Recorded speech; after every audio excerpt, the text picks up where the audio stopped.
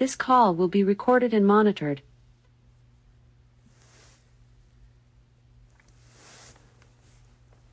Well, hello, Michael. Oh, so that's what's been going on. My goodness, lockdown. You know, I have seen so many reports of these lockdowns going on. A fight? Okay, so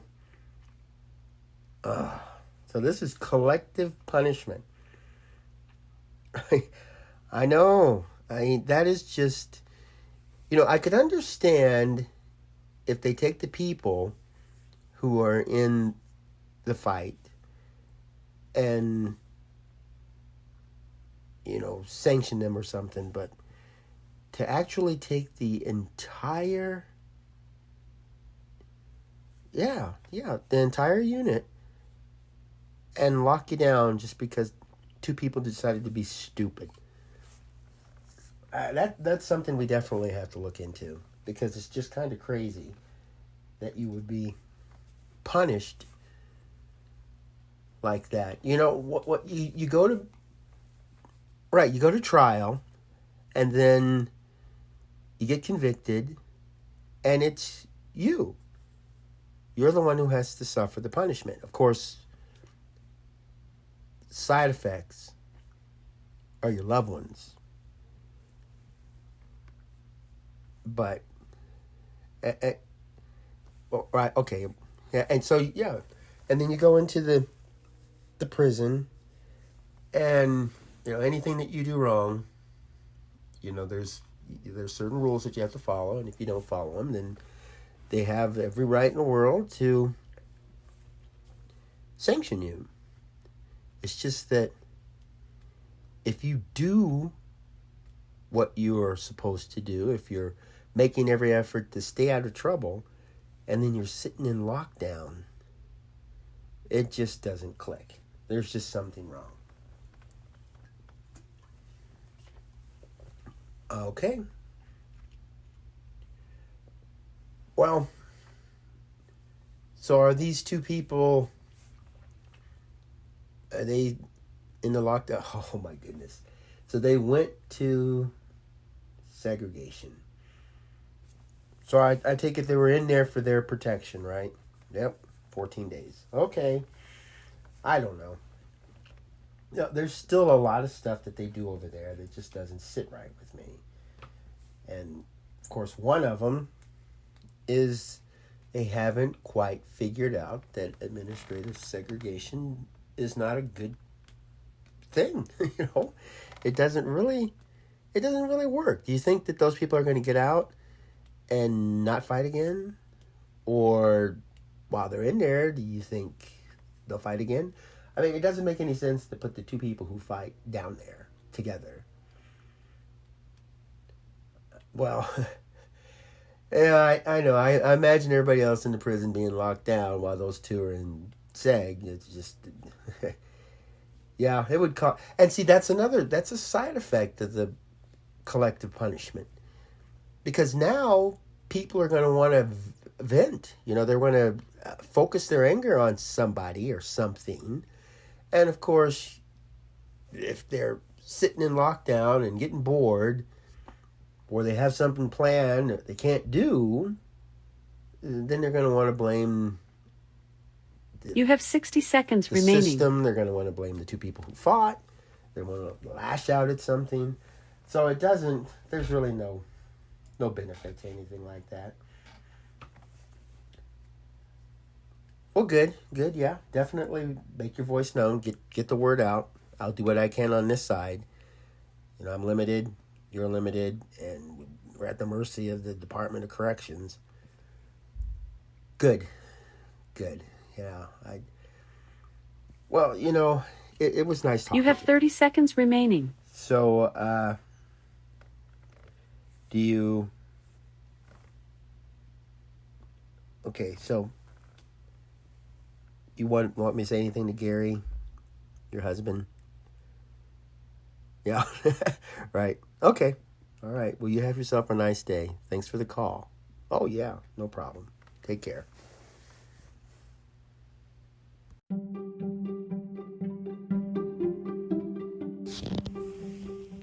Now, that was Michael Handsome. And he was telling me that they were in lockdown for like a couple of weeks at the prison because two people got into a knockdown, drag-out fight. And those two people, as punishment, they were sent down to segregation. Now, segregation isn't supposed to be used for punishment. Now, officially, the word is they went down there for 14 days to, while they conducted an investigation, to find out, I guess, the cause or any damages, or if they were, in fact, fighting. I don't know. I don't know what they do. And so while they're sitting down there, the rest of the prison have to sit in their cells. And I'm sure if you think about it and apply it to yourself, you'll understand that being punished for somebody else's neglect or disrespect for the rules or law or whatever, it doesn't really have good positive effects. Now, when I was in the military, in basic training, somebody would do something, we had to be a team. And so if somebody did something wrong, we would all take the blame. Now, when I went into the Marines, I went in on the buddy system, and if my buddy got punished for something, I had to go out and get punished too. Maybe he had to do 50 push-ups or had to run around the course or something. I had to do it too. And that was just to promote teamwork. It wasn't really collective punishment. And just to let us know that we're as strong as our weakest link. And it would have promising outcomes, let's say. But in a prison, just think about it. If you're in there, and let's say you're waiting to talk to a loved one. Maybe you got a message, you need to call, this is important. And then you go on lockdown. And so you're sitting in there thinking, okay, what's going on? Is there somebody getting hurt, or was there a equipment failure or something? And then you find out you're sitting in your cell because somebody did something,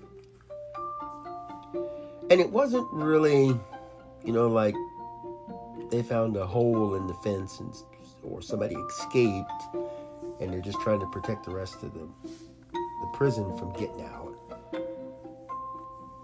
This is something where a person was caught, maybe with some illegal contraband.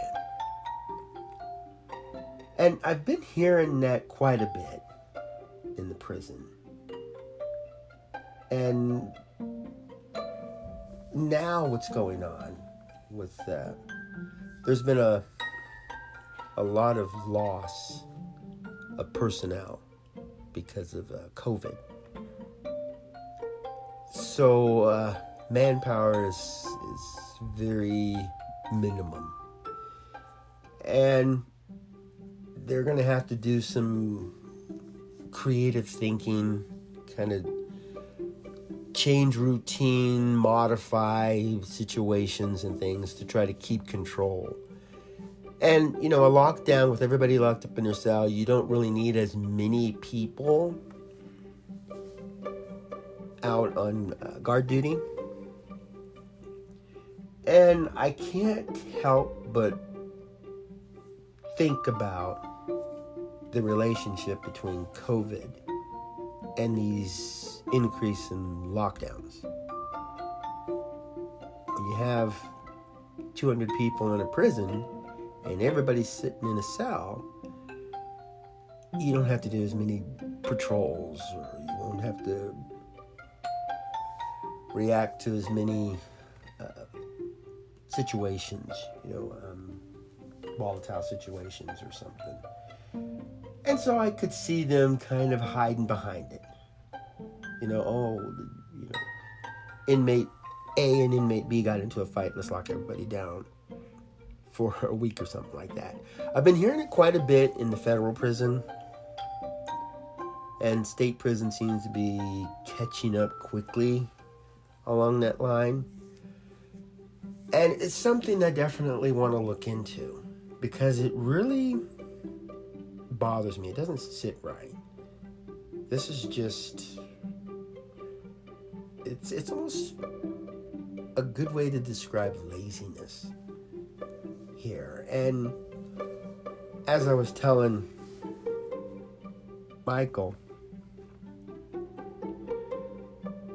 if you're feeling upset or sad in the first place, and then this comes along, and you can't really justify it, we're on lockdown because of a fight. What's that got to do with anything?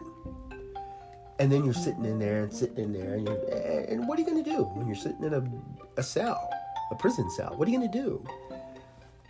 And it just will open up some negative vibes, and the people really don't want to get involved in calming down. They're not looking for a reason to calm down. They're looking for a reason to let out their frustration. I know when I was in the military, they had public service announcements on the TV. When we'd go to a commercial break, they would talk about ways to save money or give you some advice or something. And one of them was they showed a person shaking up a soda bottle. And you saw this hand shaking this soda bottle. And the narrator was talking about how tension builds up and how people get stressed and they're feeling really bad. And this bottle's just shaking. And then it says, and then it gets to the point where it just explodes. And so then you saw the person popping the top off the bottle. And of course, as we all know, when you shake up carbonated water like that, it tends to burst out once the lid is taken off. And I can apply that to this situation with the collective punishment, because this bottle is being shaken, and that's the people sitting in their cells, and then it just is going to explode. And of course, with the political views and stuff on this, the prison officials could say, there's a lot going on in this prison. There's a lot of tension, there's stress, and people are getting anxious. And we need to do more lockdowns and try to get support of the community. And of course, when the community sees part of this story, then yeah, it's going to look like, wow, these people are really getting violent in there. The only way to solve it is to take the advice of the prison officials who are there every day, when actually they're just trying to justify keeping people locked down so they don't have to have as much manpower in there. And as you know, if a prison loses 20% of its staff and can't really find competent, qualified people to replace them,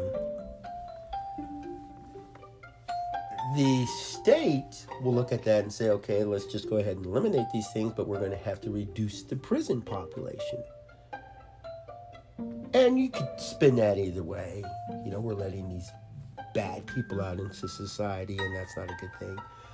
But what they want to do is they want to keep people in there, because these are money makers. They buy goods at expensive costs, higher prices for soup and paper and other little essential supplies that we take for granted. Or they're making phone calls, they're sending out email, they're sending packages. There's a lot of things that they can help to make money with these people, and the more they send to prison, the more money they're going to make off of it. And that's just a common fact with the loved ones and incarcerated people, is that there are industries out there that make money off of incarcerated people. And living in a capitalist environment, that's a good profit-making situation. And so I just kind of throw thoughts out there, and that's something you guys could think about too. Why keep overpopulated prisons? Why keep a massive amount of people locked up for long periods of time when we get more taxes when they're out? We, especially now when the workforce is really down, we'll have some people out that could possibly be in the workforce. So you could think of reasons to let people out and reduce the cost in prison and just overlook this profit scheme. Yet, if you spin it just right, the public isn't really going to understand what's going on in there. Loved ones who talk to their incarcerated loved ones on a regular basis, they know what's going on. Prison officials know what's going on. And a lot of times, community leaders know what's going on. And if we want to do something about it, we got to band together. And we got to get out and say something. Don't keep people in lockdown for extended periods of time because you're relaying the message that these are bad people and need to be locked down, when in reality, the budget is being suppressed. So, kind of think about where your taxpayer money is going. Are these people so violent, such a threat to society, that they have to stay locked up? We have 3 reasons to keep people in prison. And, one of them is to get them rehabilitated so that they can get back out into society having learned their lesson. I committed a crime, I got caught, I was punished, and so now I won't want to go back there again. And another one is for the safety of the community. And another one is for the punishment. And someone who wrote a series of bad checks, or someone who, trespassing. These are crimes that need to be punished. They need to learn their lesson on them. They're not crimes that should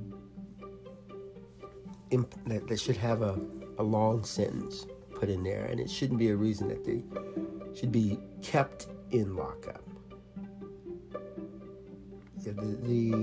I think the threat to the community is probably the biggest thing we should look at as far as who we're going to let out. If these people are going to get out and continue to harm folks, yeah, they need to stay in there for a while. But if these people are taking programs and following the rules and helping others, setting an example of a good person and showing a lot toward the rehabilitation, these folks should be let out. You know, as a reward, why not? And then, hopefully, you know, with the right supportive relationships out there, they won't go back. There are a lot of alternatives to prison. There's a lot of improvements we can make on the programs that go on in prison. And there's a lot we need to look at, too. You know, a person who's addicted to drugs and they go out and start committing crimes to feed their drug habit, they need counseling. They need programs and medical attention to help them cope. Simply locking them up, putting them in seg, and taking away their phone privileges, that's not going to take away their addiction, and it's not going to keep them from going back.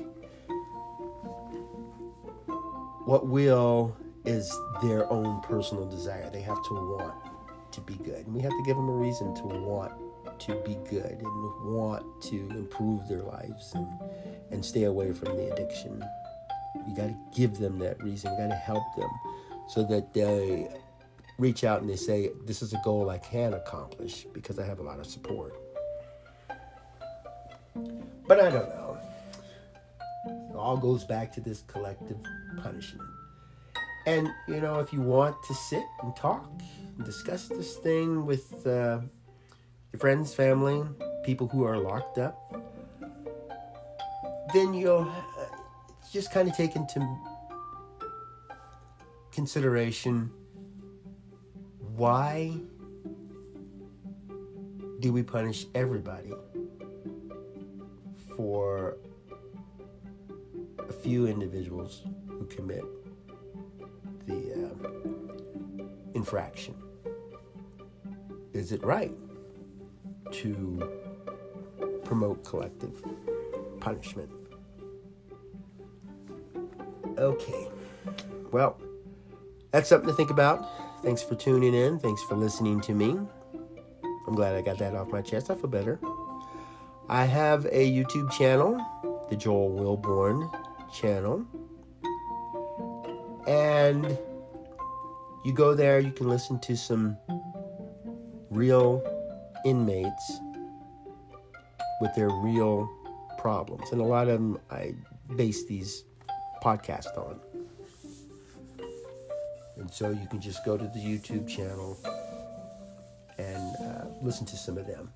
And maybe that will cause you to reach out to them or talk to some people who can make a change over there. That's what we want. That's the main purpose of all this.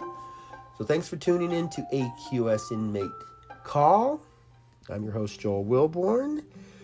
Have a wonderful day and go out and make beautiful memories for tomorrow.